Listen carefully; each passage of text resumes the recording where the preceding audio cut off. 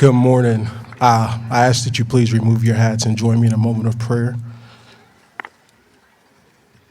Dear Heavenly Father, we stand here today filled with gratitude. We are grateful for the constant support and love of our families. We are grateful for the friendships we have formed and that have formed us. We are grateful for the faculty and staff who have challenged us and inspired us to learn, to love, and to serve. Lord, it is my prayer that you would, with your mighty hand, be upon all those who graduate today. Bless their lives from this day forth with goodness and love. Help them to stay true to their dreams and to use their gifts wisely and to walk into the future with faith, hope, and great love. And as we have been inspired, help us to inspire others to live purposefully and with great intent. In the name of Jesus, we pray. Amen.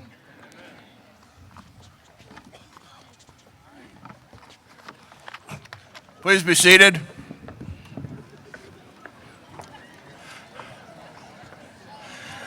What a beautiful day. Welcome to the 107th commencement of Tabor College. Graduates, you have worked hard. You've given it your all, and it's time to celebrate. It's time to worship, to celebrate your accomplishments, and to worship the God who's been there with you all the way.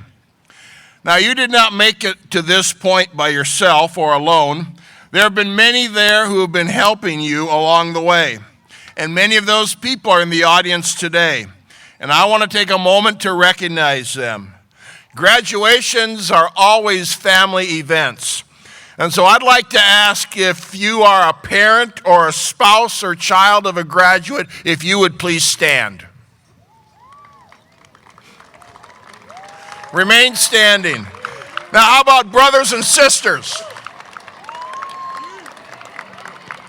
Grandparents,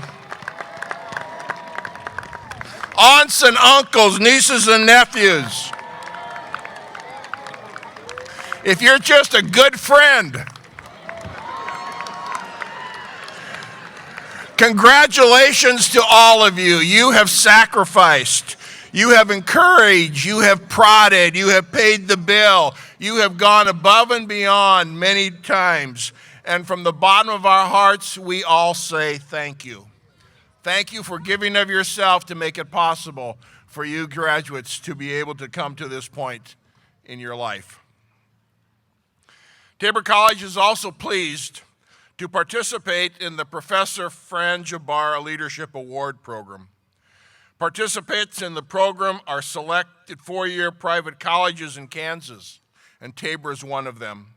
Professor Jabara from Wichita, Kansas, is a lifelong proponent of recognizing and promoting excellence in leadership. The Fran Jabara Leadership Award at Tabor College is given to two individuals from each graduating class. The award is comprised of $1,000 in cash, a commemorative gift that person then has entered their name on a plaque which is placed in a public area in our library. The recipients of the award are nominated by faculty and staff. Tabor College is blessed with many young people whose leadership skills become evident in their years here. And that leadership may be evident in the classroom, with various service clubs, on the athletic field, or in student government. The students we recognize this morning have not only demonstrated their capacity for future leadership, but have demonstrated their leadership abilities as students at Tabor College. Please join me in recognizing the contribution of our Fran Jabara Leadership Award recipients, Alyssa Ediker and John Jednick. Would you please come forward?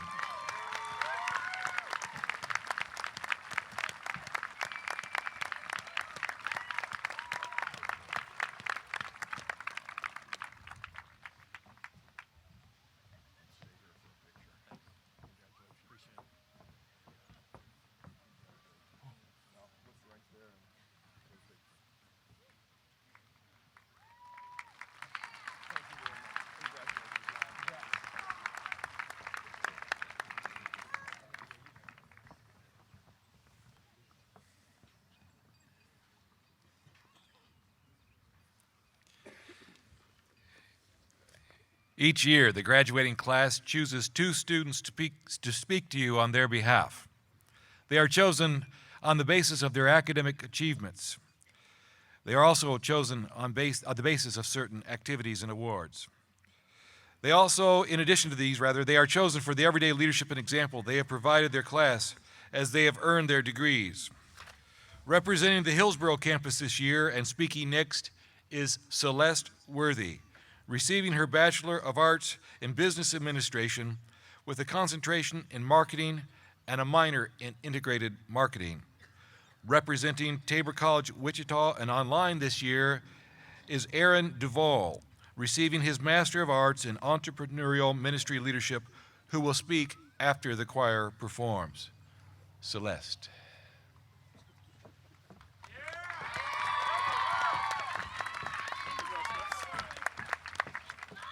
How is everybody doing? Yay! We made it to graduation! Well, my friends, what a journey it has been.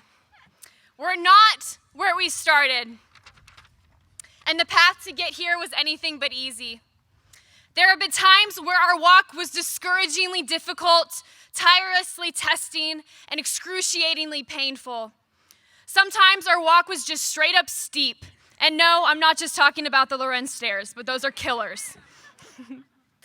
We've strained through hours of intensive studying, disciplined memorizing, and demanding writing. We've persevered through days of exhausting practices, eye-opening classes, and unexpected life events. We've grown, we've learned, we've transformed. We're all not where we started. I think most of us can also pinpoint seasons where our walk was effortlessly enjoyable, altogether inspiring, and nourishing to our hearts, our minds, and our souls. Where we've matured through honest conversations, vulnerable times of tears mixed with laughter, and selfless acts of service where we've put others first. Where we've learned to listen, to fully appreciate, and to be present in every moment. Where we've learned to see people as loved, as valued, and as treasured, and where we've learned to see ourselves the same way. I pray all of you know how precious you are. Your life, every breath you breathe, has purpose, has meaning, and has power. You're here for a reason, and it's not just to wear graduation hats, so mine's coming off. So even when life seems so confusing at some points, please always remember that you are seen and you are so loved by God. He has an amazing purpose just for you. And do you know what's totally awesome? The best of that purpose is still yet to come. All the lessons you've learned, all the skills you've developed, and all the passions you've ignited are now the building blocks for your glorious future. The strains you've struggled through have revealed your strength. The trials you've toiled through have revealed your tenacity. And the pains you've processed through have revealed your power. You are created to be strong, to strengthen the weak. You are created to be fearless, to empower the fearful. And you are created to be loving to those who are hurting. No matter where you go or what field you're in, I pray you do these things. That's what Tabor has done for me. The people and the experiences I've encountered here over the past 4 years have been used to radically transform my life. Here, strong people have led me, encouraged me, and challenged me. Here, fearless people have inspired me, energized me, and moved me to be more fearless myself. And here, loving people have respected me, valued me, and showed me the amazing power and life-altering definition of genuine love. And ultimately, the people and the experiences here have pointed me to the God who loves endlessly, strengthens continually, and empowers the fearful to soar. We're all not where we started. The girl that stands before you now was once so afraid. The girl that stands before you now was once paralyzed with pain. The girl that stands before you now was once tied down in chains. She was broken, she was lost, and she couldn't find her way. But now the girl that stands is standing unafraid. Now the girl that stands is healed from all her pain. And now the girl that stands is running around unchained. She's whole, she's free, and she's found Jesus is the way. Each of us are on a journey, and it's only just begun. Your time spent at Tabor, I pray it opened your eyes to love. Please see that all you've gone through can be a gateway for what's to come. See that there's nothing that's beyond redeeming through God's great and perfect love. We're all not where we started, and the journey, it's only just begun. Thank you.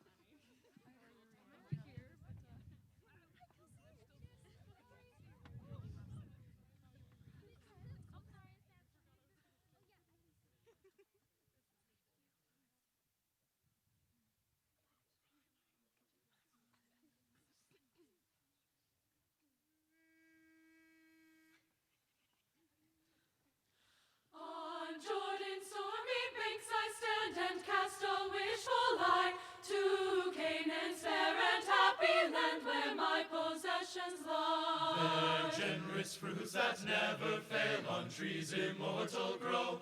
There rocks and hills and brooks and vales with milk and honey flow. For I am bound for the promised land. I'm bound for the promised land. Oh, who will come and go with me? I am bound for the promised land. I'm bound for the land.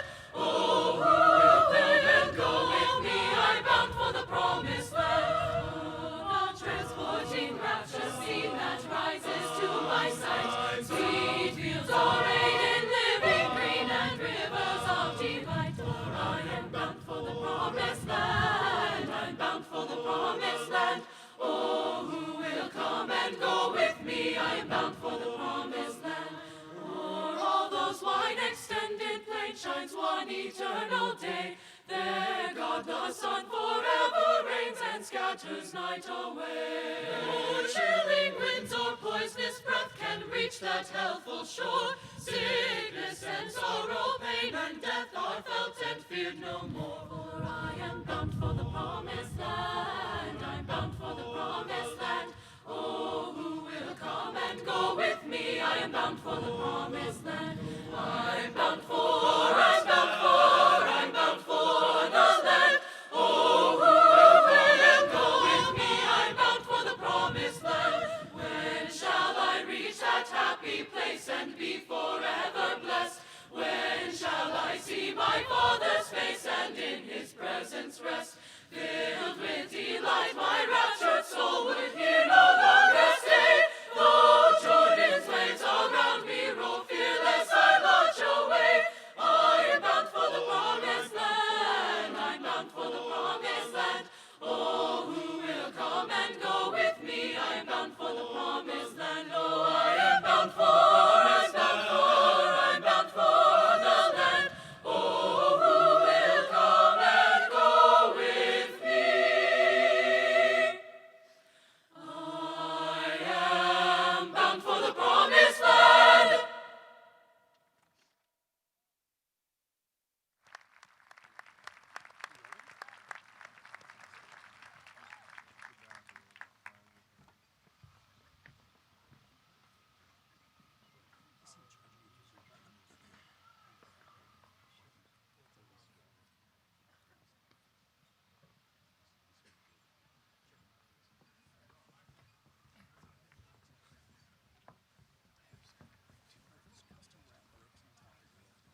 Good morning.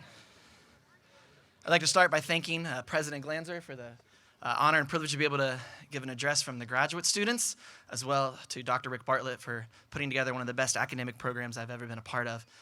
Celeste, excellent and energetic speech. You'll notice a decided drop-off in energy between undergrads and graduate students.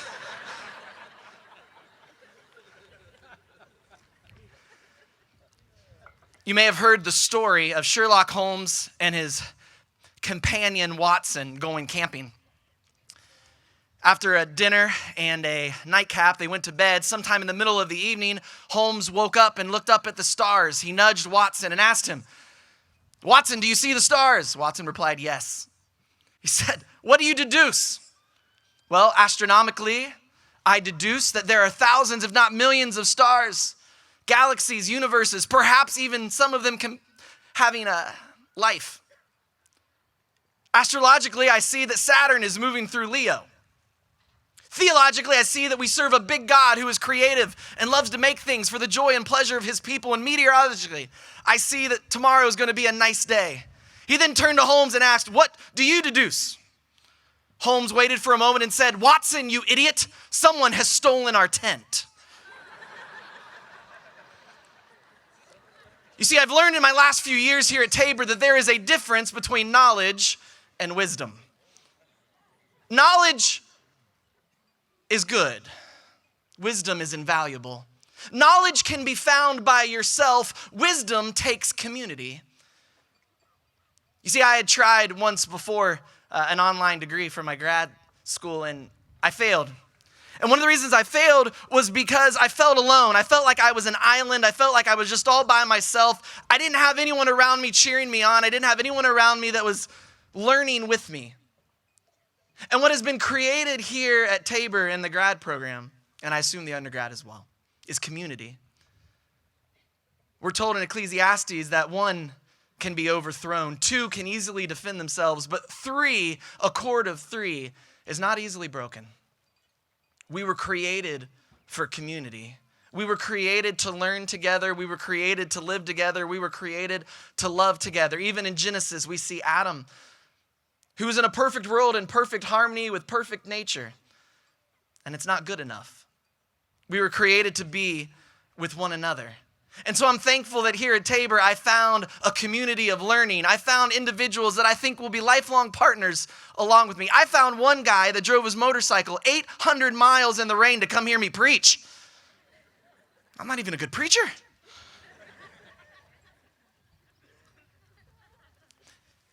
In Steinbeck's book, Cannery Row, his last digression from the main plot is the story of a gopher who's looking for a place to make his den. He finds the perfect spot.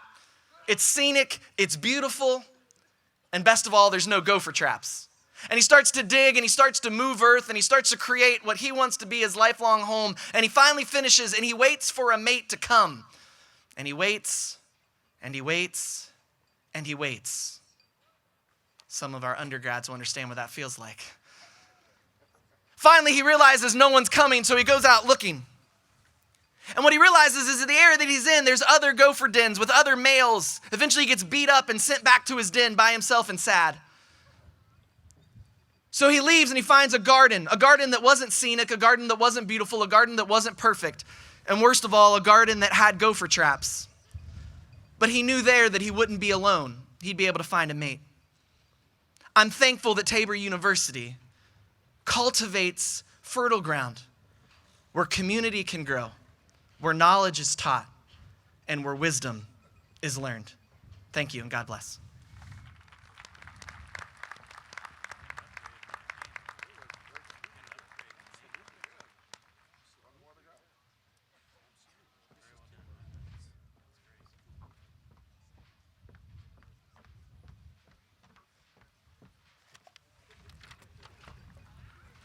Jeremiah 29:11.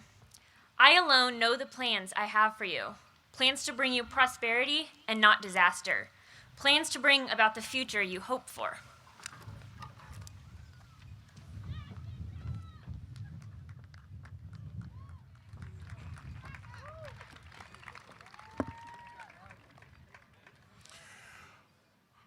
Our Our commencement tradition is to invite one of our successful graduates back to share their experiences and wisdom with the new generation. Roger Camping is one of those who has lived out the Tabor experience in his life, demonstrating our mission as a successful Christian businessman. He understands Tabor's mission and lives it out in his life and his business. Learning, work, and service for Christ and his kingdom are part of Roger's daily life. Mr. Camping was recruited to play Tabor to play basketball, and as we will hear, found much more when he arrived on campus. He remembers and keeps in touch with his roommates, several professors, and people from the Hillsborough community. One thing stands out about Roger. He is big on relationship building. He has spent a lifetime learning about people, paying attention to what makes them tick, finding out about their passions. He believes in serving others, something we recognize as the mission at Tabor. Each morning, Roger greets his employees individually, asking about their lives outside of work, building relationships and mutual respect. One of Roger's most significant relationships is with Paula, his wife of 38 years. They have 3 children and 12 grandchildren. Ladies and gentlemen, I am honored to present to you Tabor College alumnus, Mr. Roger Camping.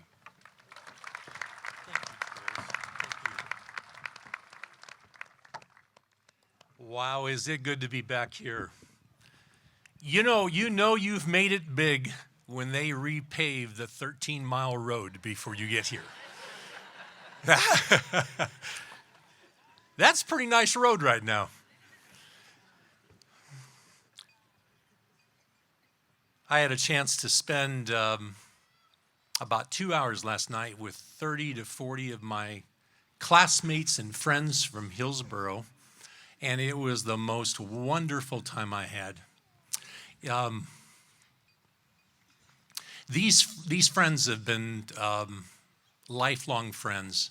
Even if we don't see each other for 10 years, it's like we saw each other yesterday.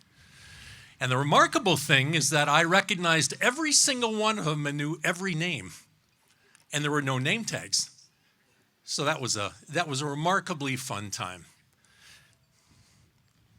A burglar got into a house one night, shining his flashlight on the floor in the dark. He heard a voice say, "Jesus is watching." He looked around nervously, shook his head, and kept looking for valuables. And he once again heard, "Jesus is watching." This time he flashed his light around the room, and it rested on a parrot in a cage. He asked, "Did you say that?" The parrot admitted and said, "I'm just trying to warn you. That's all." The burglar said, "Warn me. What is your name?" "Moses," the parrot said. "Well, what kind of stupid people named their parrot Moses?" The bird said, "I don't know. I guess the same folks that named their Rottweiler Jesus." Now, on behalf of the parents and grandparents, this is important. On behalf of the parents and grandparents, I want to speak to you graduates, and I want to say one thing. I have been 21 years old. You have never been 62. So I'm going to speak to you. And it's just like yesterday, I walked across from Kansas and Oklahoma dorm, across that sidewalk. You have all been so kind, and I feel so at home. And that's pretty good for only spending 2 years of my life here. I was 19 to 21 years old. And this was 1974 to 76.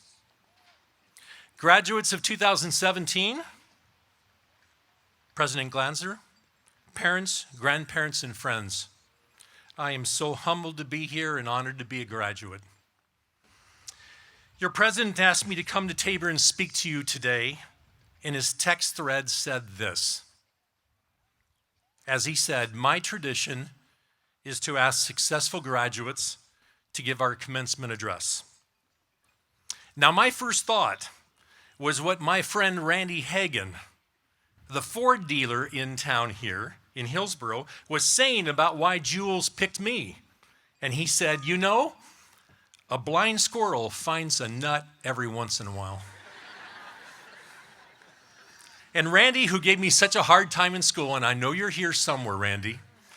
He gave me such a hard time in school, in jest, of course. Well, we now do business, and we do business from Phoenix to Hillsboro Ford. And Randy, it's so good to see you, and you don't look half bad since you got out of prison. My personal success, I attribute to my redhead, my wife, Paula. We've been married, as Jewel said, for 38 years. We have 3 sons. My son Ryan graduated here in 2003. And we have 3 beautiful daughter-in-laws. We have 1 daughter, Kelly, and 1 wonderful son-in-law. And yes, we have 12 grandchildren. And it is unbelievable. You can clap on that one. Now, just a heads up to the athletic department, I want to tell you something. My grandchildren are athletically crazy.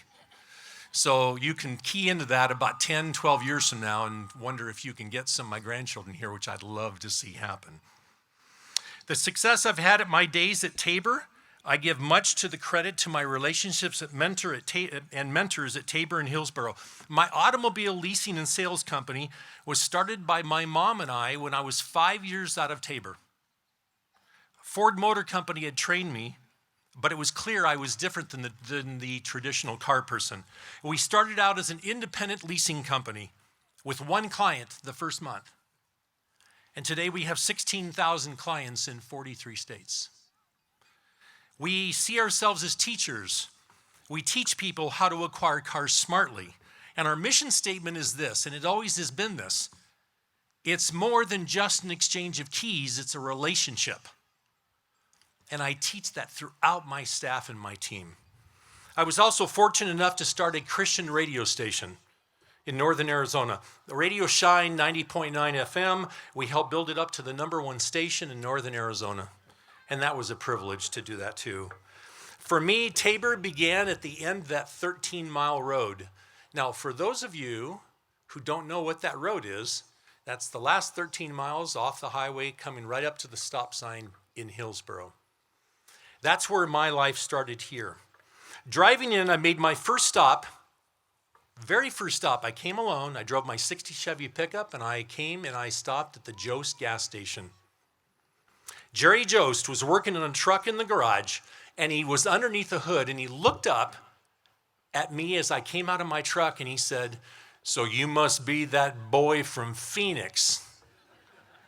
I said, "I might be." He said, "I heard a lot about you. If you ever need gas after hours, just call me. I'll unlock the pump, fill her up, and come back the next day and settle up." That was my first impression. I couldn't believe what he did and why. Well, he built a friendship that lasted 42 years. And he showed me he cared. He befriended me and built a relationship. His widow, Joanne, is here with us today, sitting next to my wife, Paula. 1 hour later, after unloading all my belongings, I headed off to the cafeteria. I was in Oklahoma. I knew no one. I got to the crosswalk to cross the highway right there. And the deputy in his police car pulls up. He rolls his windows down and he says, "Hey, you must be that boy from Phoenix." And I said, "I might be." And he said, "Hop in. I'm going to take you on a tour of Hillsboro." So I got in his police car and he said, "Hi, my name is Barney."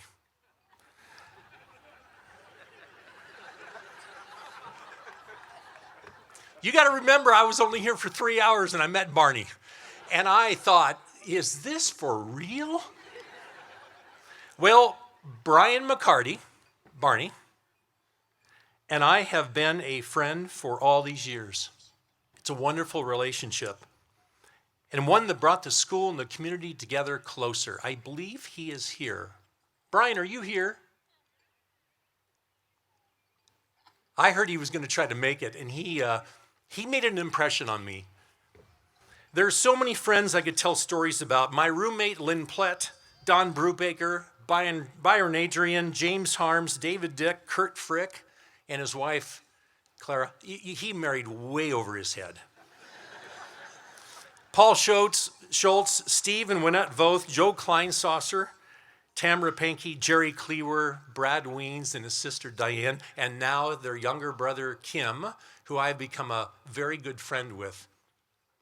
All these enriching relationships. Men like Al Grunau and Al Isaac, who always supported me. And a great friend and mentor, Dave Breeze.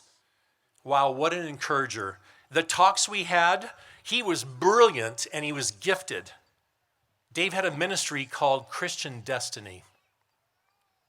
And Dr. George Entz, who not only took care of me as my doctor, but shared with me on a personal basis and encouraged me, and me him.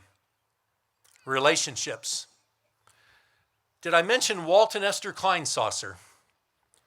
Man, I wish you graduates could have had a chance to meet these folks. Wow, never did I feel more at home than at their home, and the wonderful ice cream Walt made.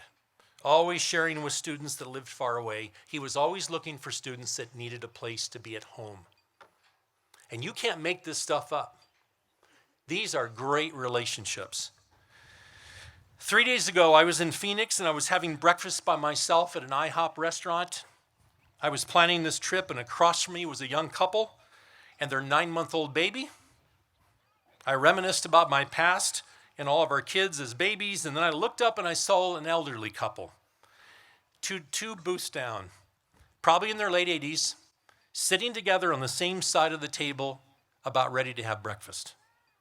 Their breakfast was set in front of them. I saw him grab her hand under the table. They bowed, and I could hear them pray, and at amen, they looked at each other and kissed. It was a beautiful glimpse into what I found out was 55 years of marriage. Needless to say, I bought their breakfast. To me, actions speak louder than words. Well, let's go back to 1974 in May. A friend called me in Phoenix at the end of my sophomore year in college. I was 19 years old. I was at a junior college. And asked if I would join a coach that was in town recruiting for basketball to go to a hockey game. And I agreed, and I did. And I added Tabor to the list of 4 other schools I had offers of scholarships to. And then gently, one at a time, God eliminated all of them except one, and that was Tabor. And by the way, my granddaughter tells me, Grandpa, there are no coinkydinks in life.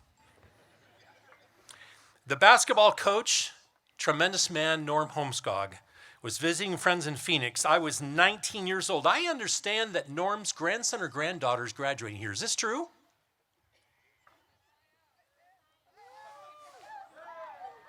Your grandfather was a great man. Keep on that heritage. All right, thank you. I was 19 years old. I was being recruited by 4 other schools, and Norm tried hard to get me to come to Tabor in that month of May. So I agreed to, and I had to fly to Wheaton College in Chicago, and I was going to go to Oral Roberts in Tulsa, and then I agreed to take a Greyhound bus up to Wichita. And Coach picked me up in Wichita and brought me into Tabor, and I walked around campus. Now, I stumbled into the business classroom, which was in the bottom of the old music building, in a small room downstairs, and there was a man who became my mentor, Marvin Selberg. He was a business professor. He was the business professor. He's a farmer. Listen to me. I didn't realize at that moment the impact that he would make on my life. Not even close. 3 months later, in the summer of '74, I called the coach and I trekked across the states to Hillsboro, Kansas. Marvin Selberg clinched the deal. He's a quiet man. Not very outspoken unless needed to, but he carries an unbelievable presence about him. And at the same time is very gracious. And every student gave him the respect that he deserved. And as I look back at that, I know I was inspired to do well because of my business professor, Marvin Selberg. I'll see him tomorrow morning with his family in Wichita. And why talk about all these relationships? Because no matter what course of life you take, they will be essential to you. And you'll build something great if you cultivate relationships. Listen, you want to do something great? Start by creating a network of relationships, and you have specific advantages that our generation never had. You have technology. We didn't. We had Rolodexes. We had Post-it notes. That's about what we had. So let me illustrate the importance of relationships by referring you to a story about Nehemiah. Nehemiah built relationships. His book in the Old Testament is not one that you probably spend a lot of time in, but the story's fantastic and so applicable to you and not for reasons you might think. Now, a little clarification. I'm a business major. I'm not a Bible major. So this might sound like an addition from ESPN, but this is my take from this story, okay? Here we go. What kind of business person do you want to be? And how about you, the social studies major or the Bible major? What impact do you want to make in life? Build a network of relationships along the way. How about you, the music major, the science pre-med, the education, the physical education major? The list goes on, and not one of you graduates is exempt. Want to do great things? Build relationships. So here's the story of Nehemiah. 3 books in the Old Testament before Psalms, if you want to know where it's at. And let's take a 37,000-foot level, a view of this great story, and see how God is central to your doing great things. Now, Nehemiah was a cupbearer to the king, a wine steward, a pretty high-level position, and one that was life and death. You know, the king could be poisoned, so this guy was trusted, and the king knew him. So this is how the story starts. Nehemiah asks his brother and some other guys about his fellow Jews that had survived the exile, and also about his hometown, Jerusalem. He was told that the Jews are back in town, but in great trouble, and the gates are burned and the wall is broken down. Hearing it, he sat down and wept. Now, what does Nehemiah do next? Here's the vertical relationship thing I used to talk about when I was a student here at Tabor. He prayed. He prayed before the God of heaven. Well, what about the folks around him? I mean, this guy was connected. What about all of his horizontal relationships in his community? He prayed this: give your servant success today by granting him favor in front of the king. Now, take note. He starts by praying throughout this story. So here we go. So as he took wine to the king and gave it to him, the king saw his face. You think his relationship was tight with the king? The king saw his face, and he said, "Why does your face look so sad when you are not ill? And this can be nothing but sadness of heart." So he spilled the beans. "May the king live forever. Why should my face not look sad when my city is in ruins?" King said, "What is it you want?" He paused, and then he prayed. And then, and only then, did he spell it out for the king. He said, "If it pleases the king, let him send me into the city to rebuild it." And then the king said, with the queen sitting beside him, he said, "How long will it take and when will you be back?" "So I set a time," he said. Now, it didn't stop there because he was on a roll, so he asked for bank. He went for it. He asked for lumber, materials, letters with open POs, purchase orders for non-business majors. Okay? The king also sent army officers and a cavalry with him. He loaded him up. The king liked this guy. Listen, quote, "And because the gracious hand of God was on me, the king granted my requests." Wow. Not because he was special, not because he was connected, not because he was a great talker. Nope. It was because the hand of God was on him. God's hand of grace. So in getting to Jerusalem, he first inspects the walls by night in a stealthy way. Well, what you're about to find out is how this story applies to each one of you graduates, because this is the rest of the story. When he knows the complete condition of the walls and the gates, he lays out a strategy to the Jews and the priests and the nobles and the officials and anyone else that was going to work on the wall. So the work begins. And this is interesting because in this chapter 3, it's nothing but reports of who did what. This group built the sheep gate. This guy and his sons built next to him. The fish gate was rebuilt by the sons of Hasaniah. Shallum, the ruler of half the district of Jerusalem, repaired the next section with his daughters. They pitched in, they helped, they made it happen. And through 32 verses in chapter 3, family after family, clan after clan, group after group, hundreds if not thousands of people pitched in and built the wall in 52 days. Pretty good success story, isn't it? I mean, don't you think? I mean, connections, relationships galore, king's letters in hand, security detail along the way. What more could a guy want if he's doing God's will? He was passionate, he was planned, and he was connected. But now you're about to hear the rest of the story, and this is what applies to you. Graduates, listen here. You are going to face challenges and difficulties along the way, and it's not if, it's when. You will face times when people will get in your face and tell you you can't do something, that you're not smart enough, that you're not gifted. You didn't come from an Ivy League school.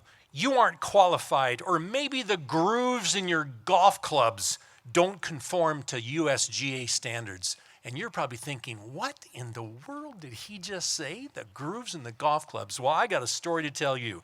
I need to tell you about Ping and the man and his wife that built that fantastic company. For those of you who don't know who or what Ping is, they build golf clubs. And they own a very, very large share of the club market worldwide. I understand it's something like 60 to 70% of the club market. I was 30 years old, and I had been asked to head up a very large multi-million-dollar building program at my church in Phoenix. At 30 years old, this was a big undertaking. Karsten and Louise Solheim went to this church also, and they played a very large part in the project. And so I became close to them. At the same time, the USGA announced that the grooves in Ping irons were illegal. The way they were designed and made, by what you'd see under a microscope. It was totally an interpretation of design rules, like where to start measuring the cut, maybe in the 10,000ths of an inch. But if it held up in court, it could have been devastating to the Ping organization on their business and how folks felt about their clubs. If deemed illegal, they'd have to change design and might have had a devastating effect. Those clubs were patented, and they were unique, and they are unique today. I had one lunch with Karsten Solheim. He was much senior to me, like a father. If you ever saw a picture of Karsten, he looked like Colonel Sanders. He had a little gray goatee. He was a very quiet man, just a very gifted man. So I had lunch with him, and I groused at 30 years old. I just groused in front of him and his wife about piddly things, about the building program, about my business, and he just listened to me talk about things that were big in my mind, things that had no quick solution, and for 15 minutes, I whined. He saw me pause, and as he stopped eating his soup at lunch, he said these 6 simple words: be patient, it'll work out. That's all he said. And he started eating his soup. Wait a second, here's a guy with hundreds of millions of dollars on the line in his reputation, and he tells me, what? Be patient? Well, Karsten Solheim knew who was in charge of his life, and he knew who he worked for. Listen, your attitude in life will determine your altitude, graduates. Back to Nehemiah. Remember the letters of the king he had in hand so he could get all the supplies, he could get the lumber and the materials? Well, the word got out. So here's what applies to you in your future. Word got out. Verse 10, chapter 2. But Sanballat and Tobiah, an official, heard that someone had come to do work for the good of the people of Israel, and they were highly indignant. Really? They were indignant. We'll call them wambulans, you know? Unbelievable. What did Nehemiah do? He went out and ignored it, and for 3 days he told no one about his plans. So remember his stealthy ride at nighttime to check out the wall and see the condition of it? And after he developed his plans and what he needed, he gathered his team together, and they're ready to start, right? They're ready to start rebuilding the wall. Well, here comes the whiners again. Second time, and they ramp it up a little. When Sanballat and Tobiah and Geshem, third guy, heard what they were planning, they laughed at us and said, "What do you think you're doing? Are you going to rebel against the king?" Classic answer from Nehemiah. Nehemiah said, "The God of heaven will give us success. We are his servants, and we are going to start building." He didn't say, "Well, let's talk about it. Okay, you don't like what we're doing, let's talk." Nope, he ignored them, and he said, "The God of heaven will give us success." He said, "You have no share in its traditions of Jerusalem." Wow, talk about direct tough talk. He gets tougher. So chapter 3 takes us through all the way through construction, and then in chapter 4, you got it, here comes the frumps again. The guys who need a checkup from the neck up, the guys with stinking thinking, these are the guys that are always going to be in your life. Here's my view. I think those guys were in it because they were making bank while the walls were broken down. They were coming through the city, they were running contraband, they were running drugs, they were doing everything they could because there was no protection. And they felt threatened at that time. Well, when Sanballat heard that they were rebuilding the wall, he became angry and greatly incensed. Oh, wow. He ridiculed the Jews, and in the presence of his associates in the army of Samaria, he said, "What are these feeble Jews doing?" Now he's name calling. "Will they restore the walls? Will they offer sacrifices? Will they finish in a day?" And the ridicule begins. And then Tobiah, the guy who's the second fiddle, he chimes in. He said, "What are they building? Even a fox climbing on it would break down their walls of stone." What does our mentor Nehemiah say? He doesn't say anything. He prays. That's the first thing he does. So here we go again. Here comes Sanballat and Tobiah and the Arabs and the Ammonites and the others. Now they've added a few folks because they're trying to ramp it up. And they heard about the repairs to the walls had gone ahead, and the gaps in the walls were being closed, and they were very angry. Whoa. They were angry. They plotted and came together to fight. Now Nehemiah's reaction when he heard it? He prayed. First thing he did. He prayed, and he posted a guard. Now at this time, the folks doing the work were getting tired. They were starting to snivel, and they had internal divisions, and the folks got shook, but Nehemiah said, "Don't be afraid of them. Remember the Lord who is great and awesome, and fight for your families." Now the whiners changed their strategy. Ridicule didn't work. Public humiliation didn't work. Connections with others didn't work. They turned political. They ramped it up again. They wanted to meet with Nehemiah outside of town to talk, and Nehemiah sent a message back, and you're going to love this, what he said. He said, "I am carrying on a great project, and I cannot go down. Why should the work stop while I leave and go down to you?" 4 different times they sent the same message, and 4 different times he sent the same message back. Oops, here comes the ramp up. Here comes the whiners. Okay? Sanballat sent his aide this time with a message. This is what it quoted in Nehemiah.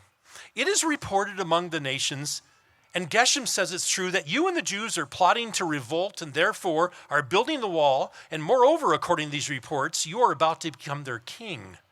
Now this report will get back to the king, so come together, let's meet." Nehemiah's reply, this is classic. I sent him this reply: "Nothing like what you are saying is happening. You are just making it out of your head."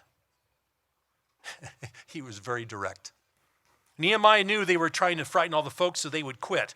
But what does he do? Next thing, he prays. And he prays, "Now, Lord, strengthen my hands." Then one last time, Sanballat and the boys hire someone inside. Now they go inside, and they try to persuade Nehemiah to hide because of the potential harm to him. And his response, "Should a man like me run away?" Here's the question. How did Nehemiah see himself in advance of this crazy criticism?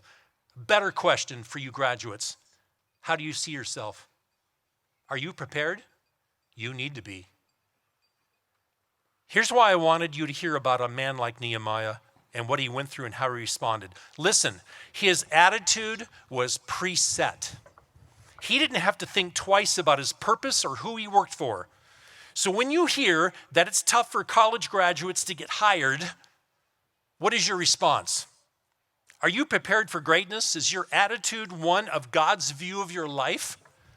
Do you embrace Jeremiah 29:11 that was just said? Listen to it again. For I know the plans I have for you, declares the Lord. Plans to prosper you and not harm you. Plans to give you hope and a future. Okay, what is it? Is it God's view or CNN's? What is it? Take God's view. Walter Elias was a young Missouri boy that had a wild imagination, and he loved the outdoors. One day, as he walked by his house in the woods, he came upon an owl perched low in a tree. Wow, his imagination ran wild as he could feel the excitement. If he could only grab the bird by its feet, he could take it home and have a wonderful pet. Well, he wasn't ready for what was about to happen. As he grabbed the feet, the startled bird screamed and flapped those big wings, scaring little Walter half to death. He let go, and immediately he felt that he had hurt the bird. He ran home and knew he would never do that again.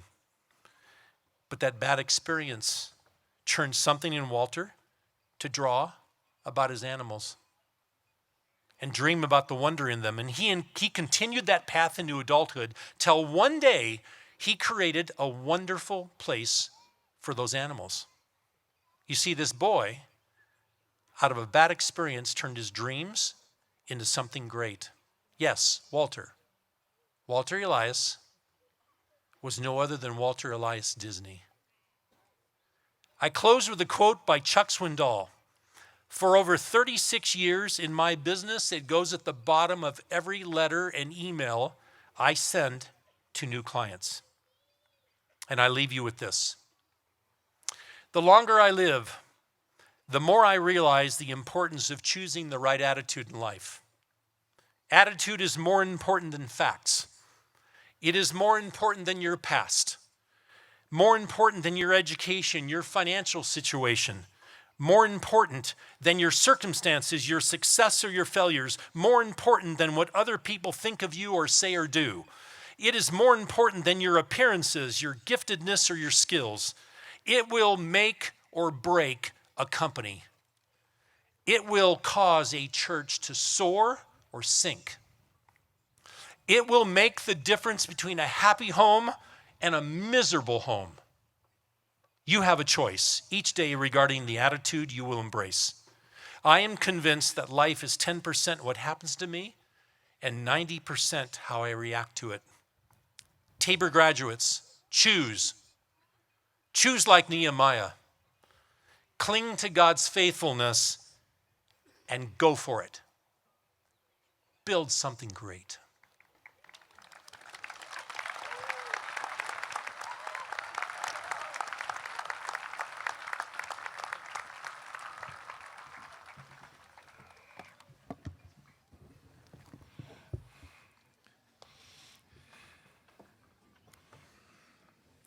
Ladies and gentlemen, we are about to confer the degrees on our graduates.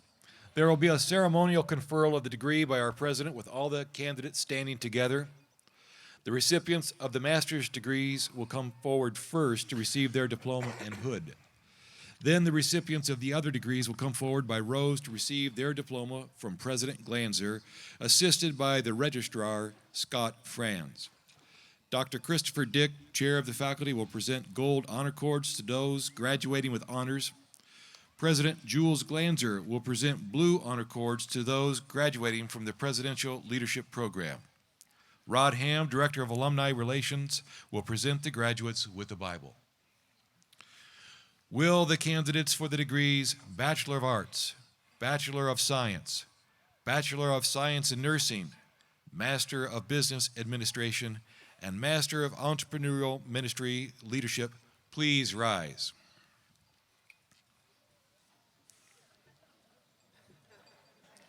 That would be all graduates. That would be all of you.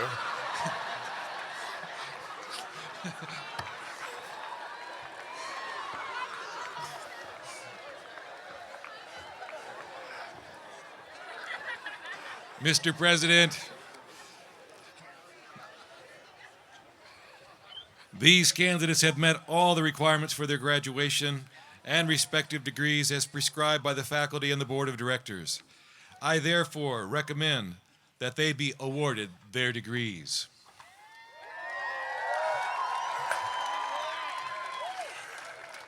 By virtue of the authority vested in me by the Board of Directors and upon recommendation by the faculty of Tabor College, it's my privilege to confer upon you the degrees you have earned with all the rights and responsibilities pertaining thereto. Now you may be seated.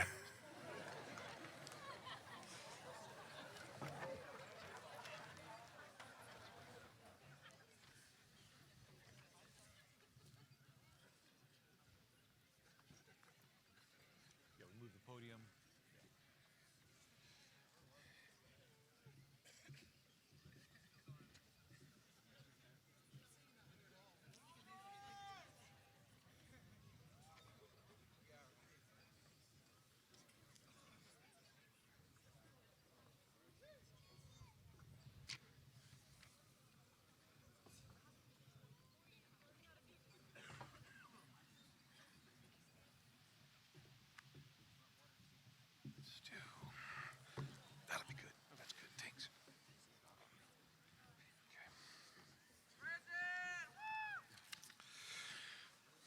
Will the candidates for the degree Master of Entrepreneurial Ministry Leadership please come forward?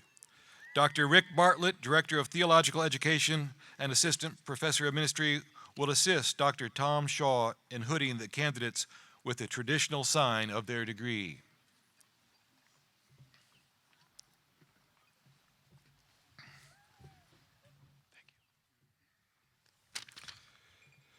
Gregory Brian Tuning, honors.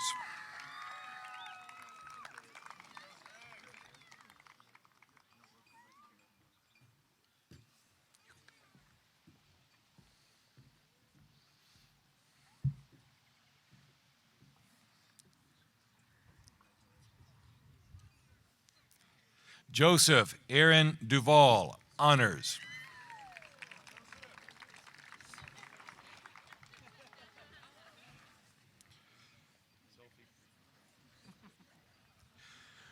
Vernon Allen Heineman, honors.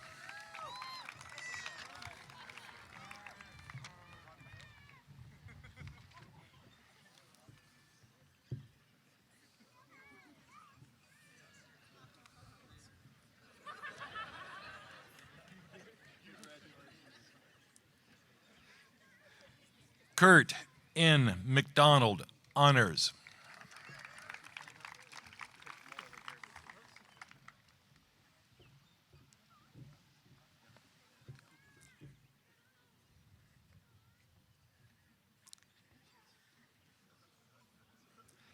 Alexandra Marinser, honors.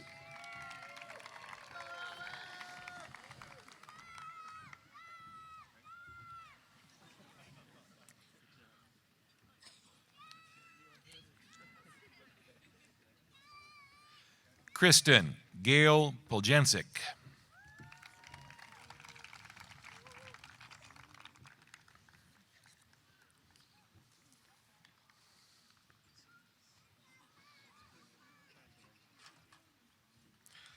Please recognize these graduates with your applause.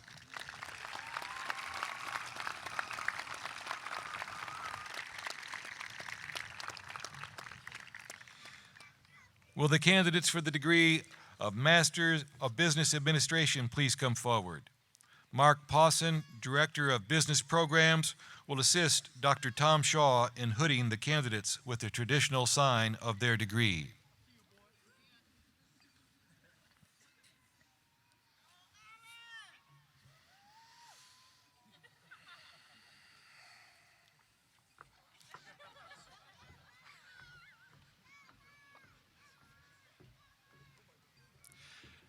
Desiree A. Allen.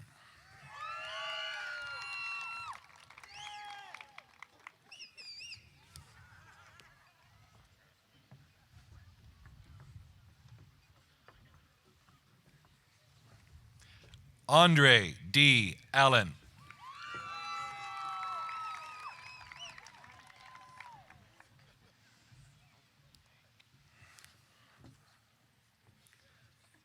Andrew Matthias Thomas, honors.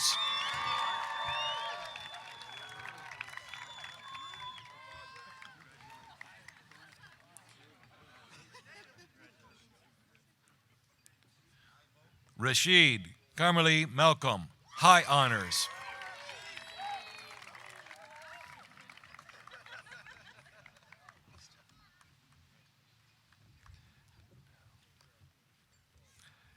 Danelle K. Vogt, honors.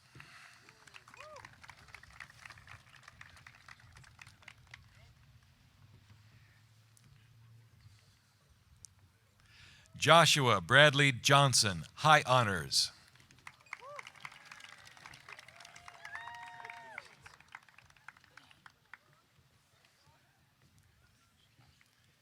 James David Escott.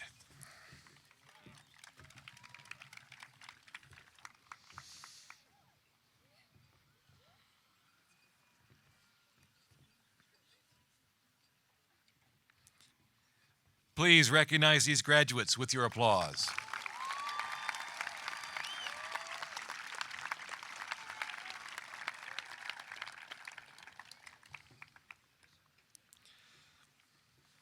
Will the candidates for the degree of Bachelor of Arts come forward? Please withhold your applause until the graduates in each row have received their diplomas. That's good. We can pull this back. You want me to pull this back?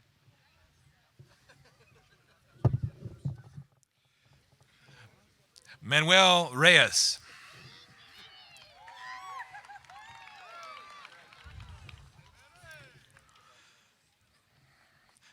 Joel A. Frias Cabral. Haziel Cantu.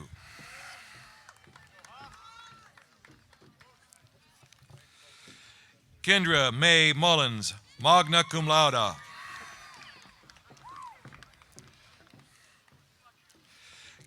Kiana Gabrielle Fujioka.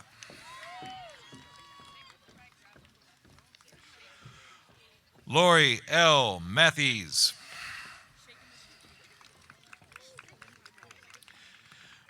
Mackenzie Caitlin Bilbrey. Celeste Marie Worthy, summa cum laude. Lori Michelle Naif, summa cum laude. David A. Nelson.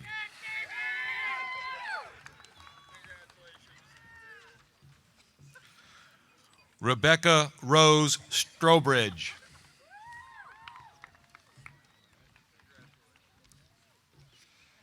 John J. Jednick, cum laude.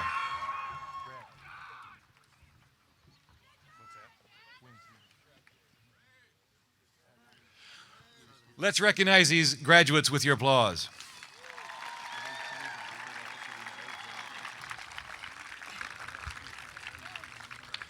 Chad Hale.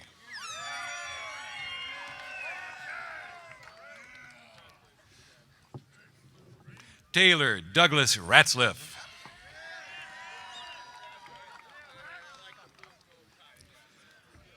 Devondre R. Jones.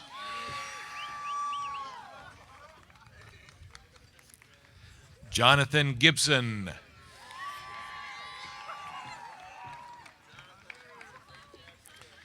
Thomas Keith Bacon, magna cum laude. Catherine Elizabeth Christie, magna cum laude. Elisa M. Ediger, summa cum laude, Presidential Leadership Program Fellow. Matthew Wayne Molden, summa cum laude, Presidential Leadership Program Scholar. Rachel Sue Morris, summa cum laude.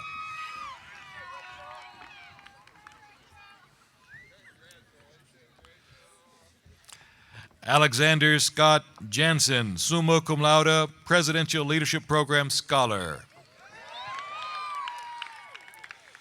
Faith Nicole Toney, Presidential Leadership Program Fellow.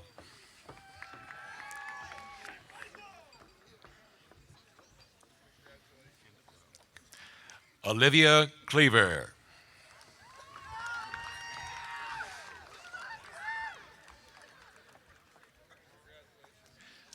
Let's recognize these graduates with your applause.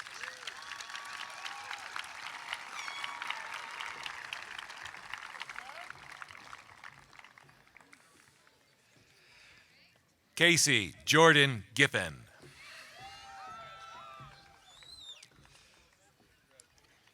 Amy Evelyn Horner, summa cum laude. Michaelin Dick, magna cum laude.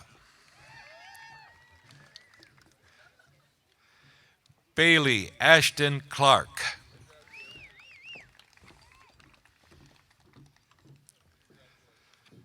Danielle J. Dowell, cum laude.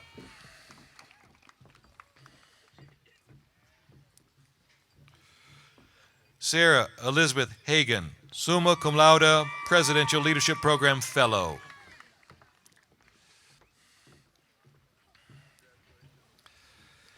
Peyton Joy Lowen, cum laude.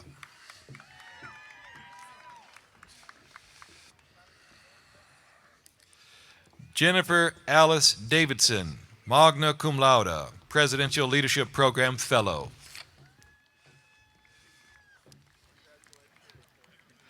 Caitlin Ann Avila.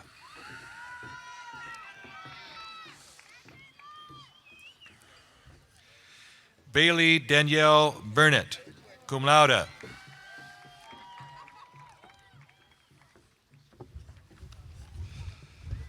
Stormy Jean Bush, magna cum laude.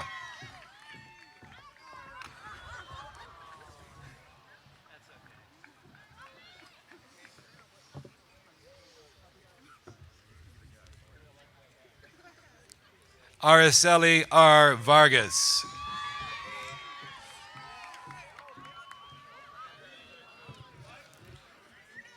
Brianna N. Quiroz, magna cum laude.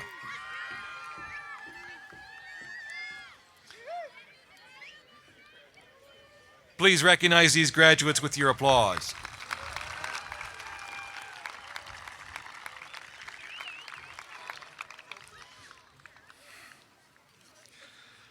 Michael Bai.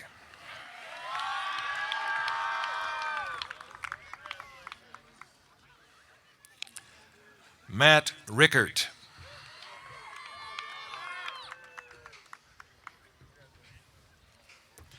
Daniel J. Quiring, summa cum laude, Presidential Leadership Program Fellow. Ashton Lee Croker, summa cum laude, Presidential Leadership Program Fellow. Caitlin Lee Regier, summa cum laude. Timothy James Regier, summa cum laude. Tiffany Dawn Huxman, summa cum laude. Caitlin Joy Rimple, summa cum laude.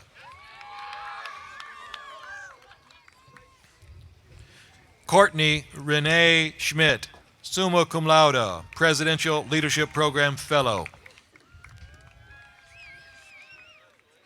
Alicia Marie Carnes, summa cum laude, Presidential Leadership Program Fellow. Trey D. Geiger.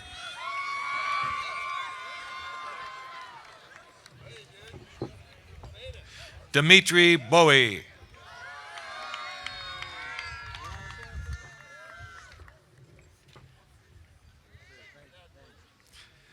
Matthew K. Shiloh.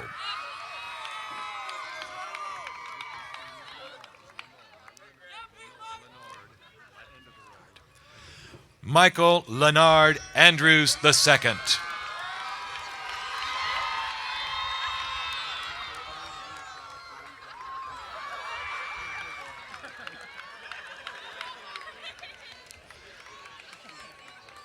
Please recognize these enthusiastic graduates with your applause.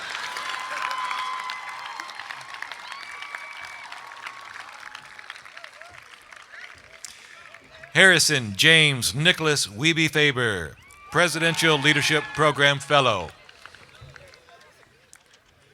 Garrett Douglas Nickel, summa cum laude, Presidential Leadership Program Fellow. Caleb Michael Richard, summa cum laude.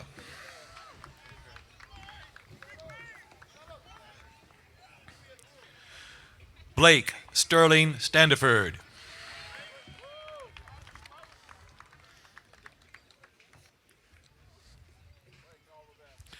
Logan J. User.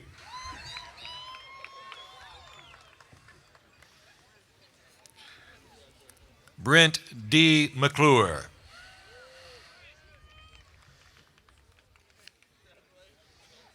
Thomas Daniel Sleva.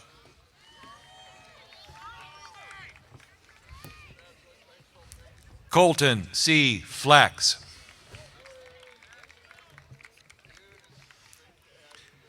Jacob C. Jones.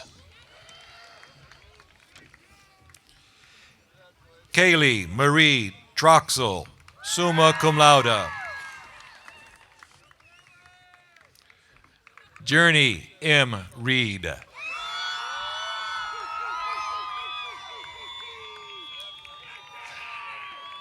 Nicole Julie Decker, magna cum laude.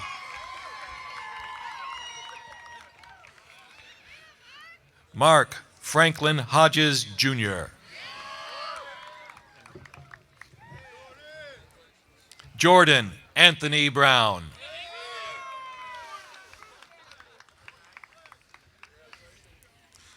Please recognize these graduates with your applause.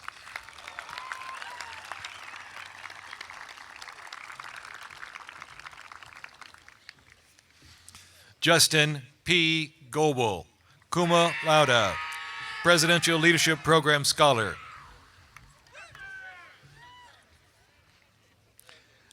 Holly Lynn Reimer. Whoops.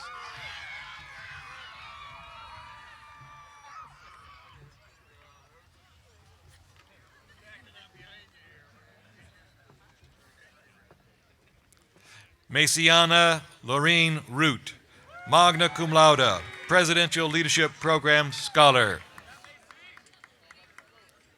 Brooke D. Dick, cum laude.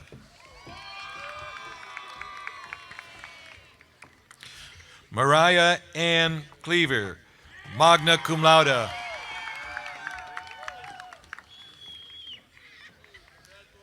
Elizabeth Aaron Winter, magna cum laude, Presidential Leadership Program Fellow.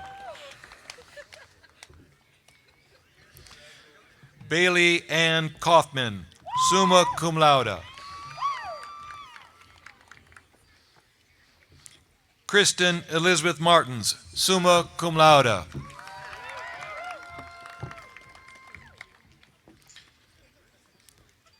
Tina Luann Lowen, summa cum laude, Presidential Leadership Program Scholar.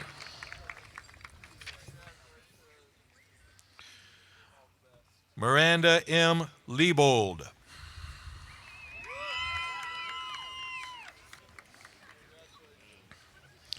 Ethan Reichman.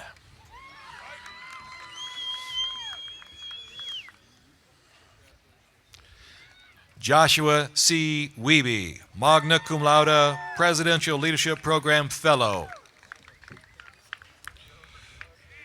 Tyler Jameson Funk, Presidential Leadership Program Fellow.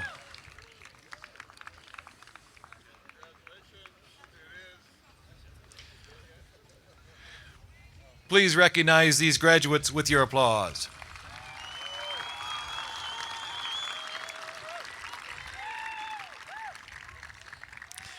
Josiah Johnson Robertson.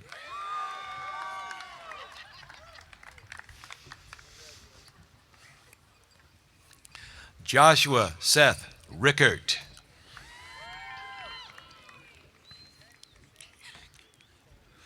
Katie L. Whitesell, summa cum laude. Maggie Ann Ramirez, magna cum laude.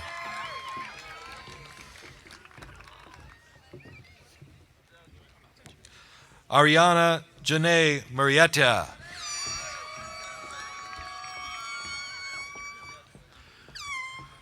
Marilee Burge.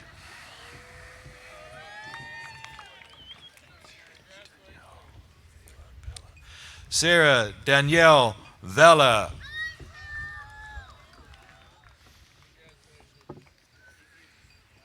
Jalen Sims.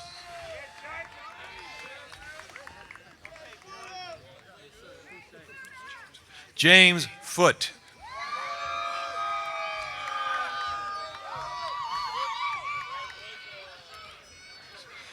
Maurice D. Payne.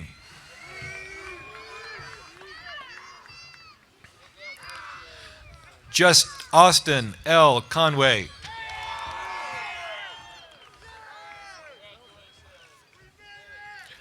Brandon R. Rooker.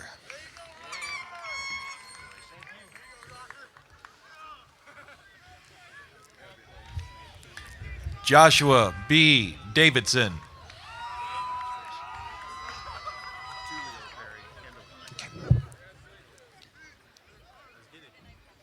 Tulio Perry.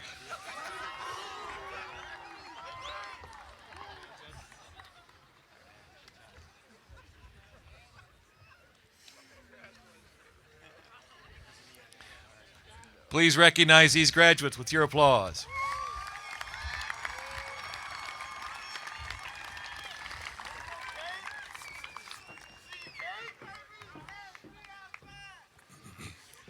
Caitlin Renee Hageman.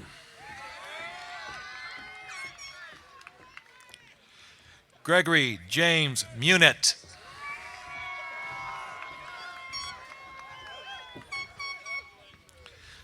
Jessica Laurel Biesterfeld.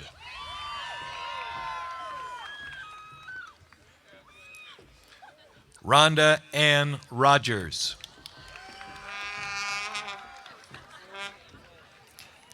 Carly M. Rowan, cum laude.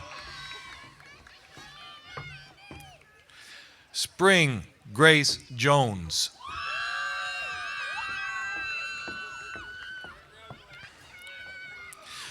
Thomas Owen Gaskell, cum laude.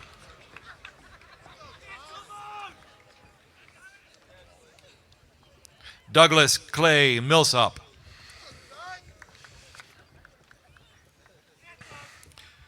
Cole Logan Younger, cum laude.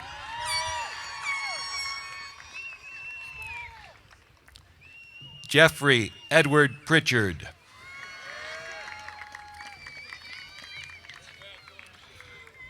Branson Scott Felty, cum laude. Nathaniel James Burnham, magna cum laude, Presidential Leadership Program Fellow. Drew Jacob Jansen, summa cum laude.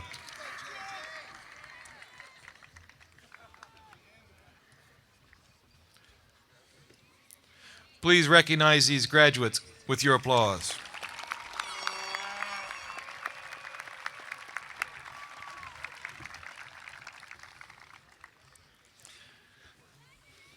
Ladies and gentlemen, I ask for your patience as these graduates return to their seats.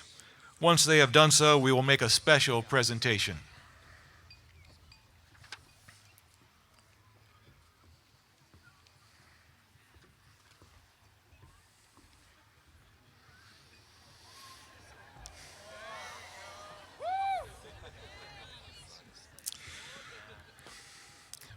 Mr. President, there is another Tabor College Hillsborough undergraduate degree to be conferred. I invite Beth and Randy Ladd to join you on the platform. President Glanzer, on behalf of the faculty and the board of directors, I present Janessa Janae Ladd for the posthumous conferral of a Bachelor of Arts in Athletic Training, magna cum laude. As you know, Jessa had planned to cross the stage today, but passed away unexpectedly nearly 2 years ago. Though we mourn the tragic loss of this talented young lady, we also celebrate her vibrant life and witness. Janessa's legacy will continue in perpetuity through the scholarship bearing her name. As we have with the others, please join me in recognizing this graduate and her family with your applause.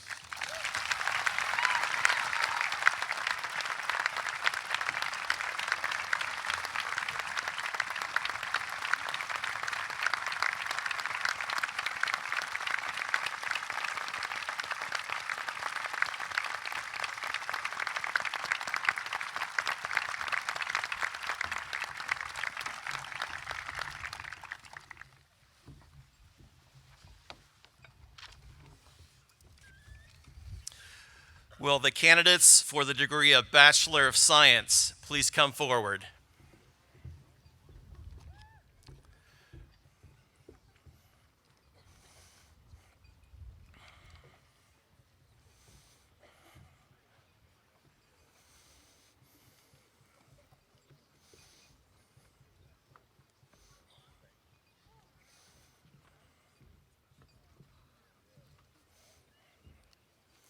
Kit T. Berry.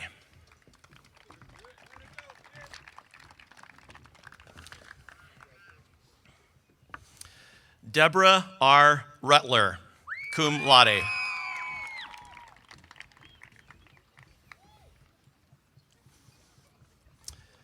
Nathan Allen Hansen, cum laude.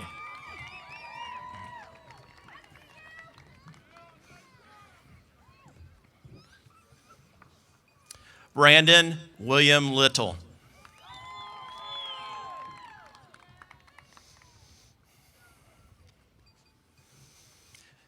Jake Smith, cum laude.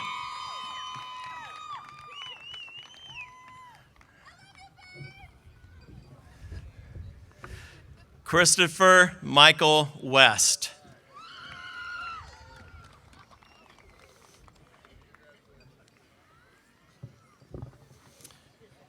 Joanna Elizabeth Hicks.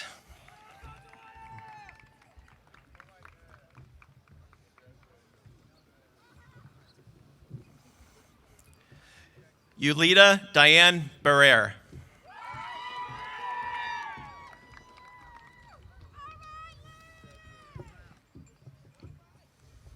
Vanessa Sue Stewart.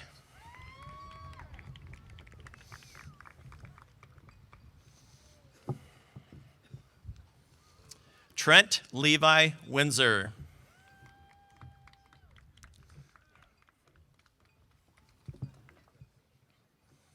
Sarah Renee Elizabeth Thompson.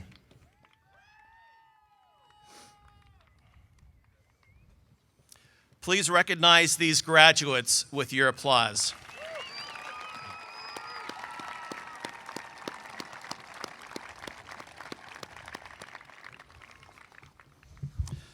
Will the candidates for the degree of Bachelor of Science in Nursing please come forward?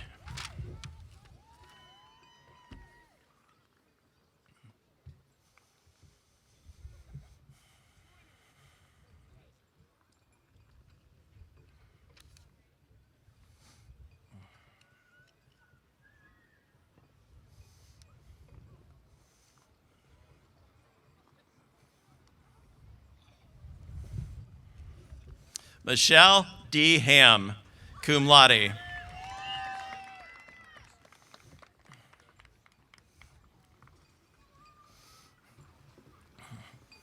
Talithia Monique Hall.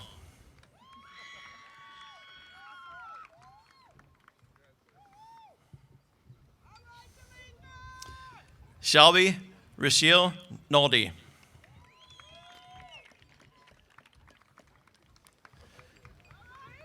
Please recognize these graduates with your applause.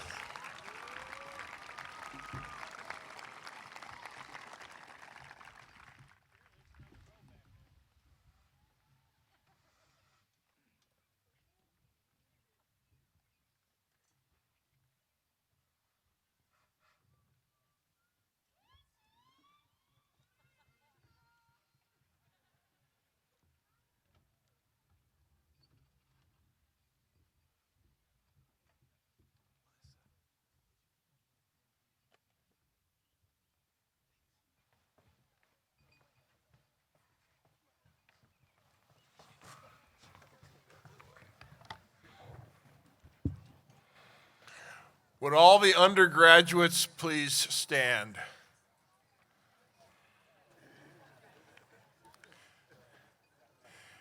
You may now move your tassels.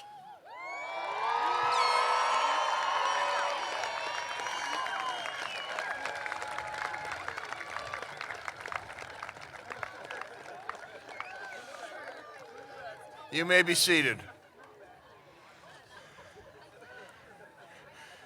It is my pleasure to introduce the senior class president, Kiana Fujioka.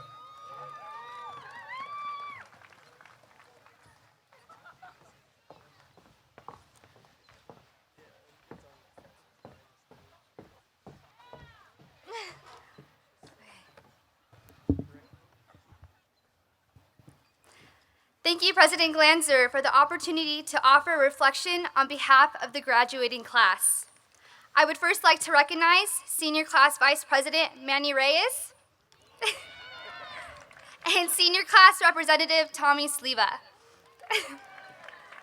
It's been our pleasure to serve and be a part of the class of 2017. I was unaware of the responsibility to give a speech. As class president. They didn't bother to tell me until after I was elected. If I would have known, I would probably not be up here today. But instead of quitting and giving up, I persevered.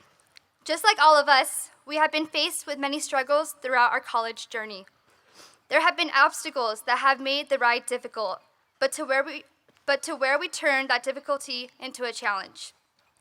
We accepted that challenge the moment we started our college career. We now hold in our hands a piece of paper that represents our sleepless nights, dedication, hard work, and perseverance. We did it.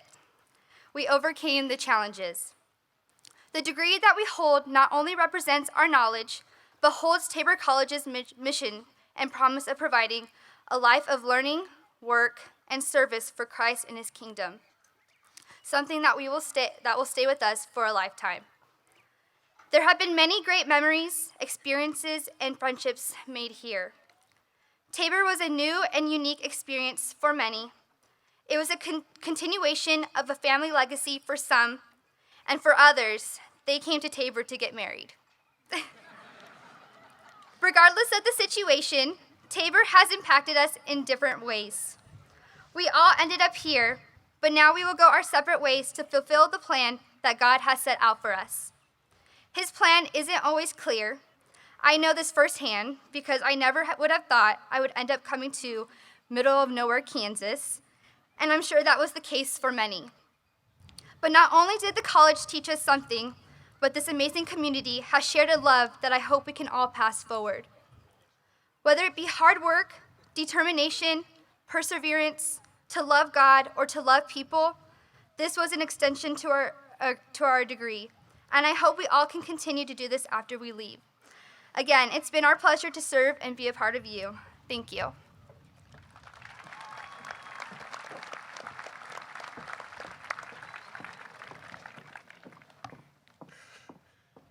I'd like to remind you to stay in the stands until the recessional is complete. Once the graduates have completed their traditional walk through the faculty reception line, you may greet the Tabor-Hillsboro graduates behind the stands and on the north green, and the Tabor-Wichita graduates on the south plaza. I invite you to stand if you are able to join together in singing the Tabor College hymn, Redeemed of God, Come Let Us Sing.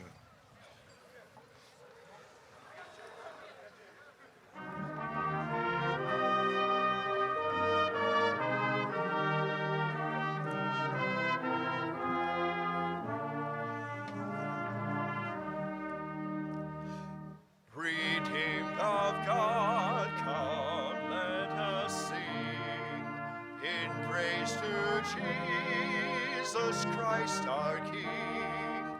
He is the Lord eternally. Live by his word, walk faithfully. Trust him, for he will be our guide. In every need, in him confide. His grace and love will never fail. His blood and righteousness avail. Oh Lord, we trust you, follow you. Your life is pure, your word is true. In living, Lord, as you have willed, we are at peace, we are fulfilled. Oh, Holy Spirit, guide our ways. Teach us to serve, teach us to praise. Beloved of God, come share his love, empowered by the Lord above. For knowledge, truth, and faith we've gained, for friendships made, for skills attained. For all these gifts we praise you, Lord, through grateful serving be adored. All glory be to Christ our Lord, forever be his name adored.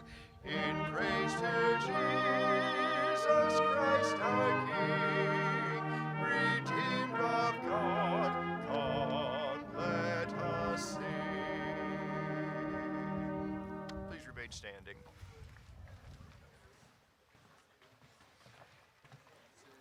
Please join me in prayer.